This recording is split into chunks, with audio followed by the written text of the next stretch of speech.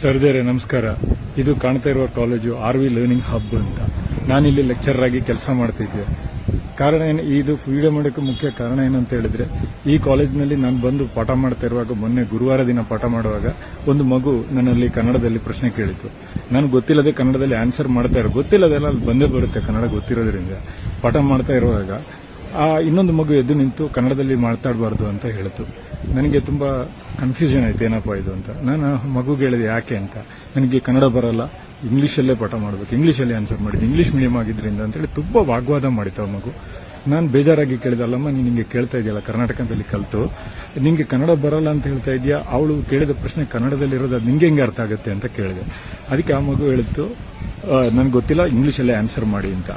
ಆ ವಾಗ್ವಾದ ಮಧ್ಯದಲ್ಲಿ ನಾನು ಕೇಳಿದೆ, ಏನಮ್ಮ ನೀನೇನು ತಿಳ್ಕೊಂಡಿದ್ಯಾ, ಕನ್ನಡ ಅಂದ್ರೆ ಒಂದು ಕ್ರಿಮಿನಲ್ ಲ್ಯಾಂಗ್ವೇಜ್ ಅಂತ ತಿಳ್ಕೊಂಡಿದ್ಯಾ, ಅದು ಈ ಮಣ್ಣಿನ ಲ್ಯಾಂಗ್ವೇಜ್ ಅಂತ. ಆ ಮಗುಗೆ ನಾನು ಅರ್ಥ ಮಾಡಿಸೋಕ್ಕೆ ಸ್ವಲ್ಪ ಬೇಜಾರಲ್ಲಿ ಮಾತಾಡಿದೆ.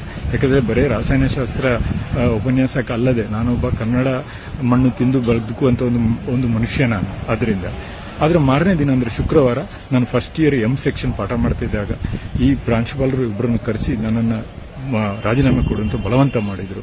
ಎಷ್ಟೊಂದು ಬಲವಂತ ಕೇಳಿದ್ರೆ, RVA ಇನ್ನೊಂದು ಬ್ರಾಂಚಲ್ಲಿ ನನ್ನ ಮಗು PUC ಸೆಕೆಂಡ್ ಇಯರ್ ಆಗಿದ್ರಿಂದ ನನ್ನ ಮಗುನ ಸರ್ಟಿಫಿಕೇಟ್ ಇದೆಲ್ಲ ಇವರು ಕೊಡಲ್ಲ ಅಂತೇಳಿ ಭಯಪಡಿಸಿದ ಕಾರಣ, ಒಬ್ಬ ತಂದೆ ಆಗಿದ್ರಿಂದ ನಾನು ಮೊದಲು ಸೈನ್ ಹಾಕಿ ಬಂದೆ.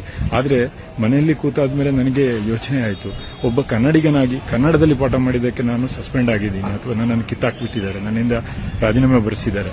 ಈ ಸಂದರ್ಭದಲ್ಲಿ ನಾನು ಕೇಳೋದು ಇಷ್ಟೇ, ಇಲ್ಲಿ ನಾನು ಸೋತ್ರೂ ಪರವಾಗಿಲ್ಲ, ನನ್ನ ಮಗಳಿಗೆ ಸರ್ಟಿಫಿಕೇಟ್ ಇವ್ರು ಕೊಡದಿದ್ರು ಪರವಾಗಿಲ್ಲ, ಆದರೆ ಕನ್ನಡದಿಂದಾಗಿ ನಾನು ಕನ್ನಡ ಭಾಷೆ ಮಾತಾಡಿದ್ರಿಂದ ಒಂದು ಕೆಲಸ ಹೋಯ್ತು ಅನ್ನೋ ನೋವು ನನಗೆ ನಿದ್ರೆ ಮಾಡೋಕ್ಕೂ ಬಿಡ್ತಾ ಇಲ್ಲ.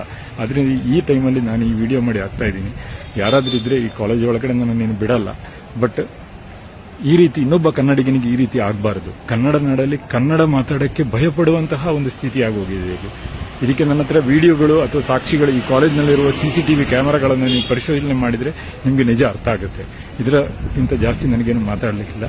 ಜೈ ಕರ್ನಾಟಕ. ಯಾವುದೇ ಕನ್ನಡಿಗನಿಗೂ ಕನ್ನಡ ನಾಡಿನಲ್ಲಿ ಕನ್ನಡ ಮಾತಾಡಿ ಕೆಲಸ ಹೋಗುವಂತ ನನ್ನಂತ ಗದಿಕೇಡು ಯಾರಿಗೂ ಬರದಿರಲಿ.